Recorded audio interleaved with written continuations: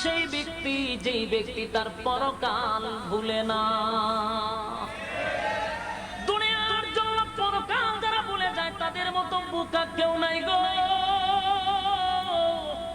দুনিয়াতে যত বড় ডিগ্রি অর্জন করো তার মতো বোকা কেউ নাই, কারণ ক্ষণস্থায়ী দুনিয়ার জন্য চিরস্থায়ী পরকাল হারাইছে।